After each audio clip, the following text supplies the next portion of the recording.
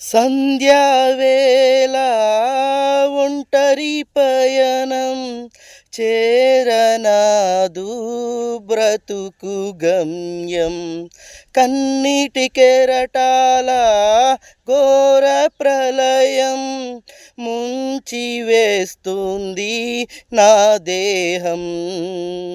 సంధ్యావేళ ఒంటరి పయనం చేరనాదు బ్రతుకు గమ్యం. కన్నీటి కెరటాల ఘోర ప్రళయం ముంచి వేస్తుంది నా దేహం.